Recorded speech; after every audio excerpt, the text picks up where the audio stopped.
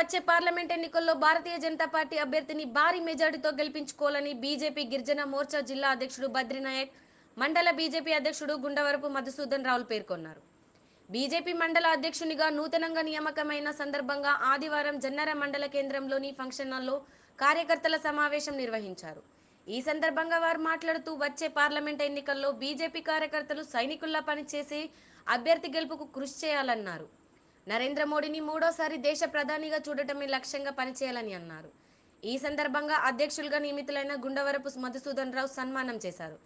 ఈ కార్యక్రమంలో బీజేపీ జిల్లా కార్యదర్శి కొంతం శంకరయ్య, బీజేవైఎం అధ్యక్షుడు ముడుగు ప్రవీణ్ కుమార్, కిసాన్ మోర్చా మండల అధ్యక్షుడు బెడద గోపాల్, నాయకులు సూర్యం, బొంతల మల్లేష్ తదితరులు పాల్గొన్నారు. అధికారం వచ్చిన తర్వాత మన నాయకుడికి మంచి పదవి ఇస్తుందని మనం ఆశిస్తున్నాం. అలా పదవి కోసం కూడా మనం అప్పుడు పోరాటం చేయాల్సిన అవసరం. ఈరోజు మేము కడెం మండల్ మీటింగ్ వెళ్ళడం జరిగింది. మీటింగ్ వెళ్తే అక్కడ చెప్పేది ఏంటంటే తప్పకుండా బెడం నగేష్ గారు అన్నాడు, తప్పకుండా ఖానాపూర్ నియోజకవర్గాన్ని నేను గెలిచిన తర్వాత అన్న నాయకత్వంలో ఏది అడిగితే దానికి ఇవ్వడానికి నేను సిద్ధంగా ఉన్నానని చెప్పడం జరిగింది. అంతకంటే గొప్ప విషయం మనకి ఏం వ్యక్తి ఓట్లు వచ్చినప్పుడే మనం భారతీయ జనతా పార్టీ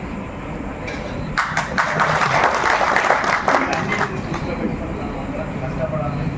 రెండో విషయాన్ని గతంలో మనకు కొంత నాయకత్వం సరే గతం బట్టి అప్పుడున్న పరిస్థితులను బట్టి అప్పుడు పార్టీ ఇంత బందోబస్తు లేకుండా కాబట్టి ఎవరిని కానీ ఇప్పుడు ఒక అధికార దిశగా ప్రయాణిస్తుంది భారతీయ జనతా పార్టీ. వాళ్ళ సమస్యలు వాళ్ళ స్థితిగతులు తెలుసుకొని ప్రజలకు వాళ్ళు మమేకమైన ప్రజలతో ఓటు బ్యాంక్ రాబడుతున్న ఉద్దేశంతో కొంత నాయకత్వాన్ని కూడా చేయడం జరుగుతుంది. దాని కూడా తప్పు పడుకోవాల్సిన ఉండాలన్న ఉద్దేశంతో నేను తీసుకోవడం జరిగింది.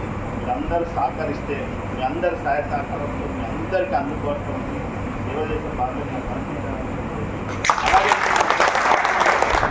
ఈరోజు రాని వారు కూడా మన శత్రువులు కాదు, మన మిత్రులే.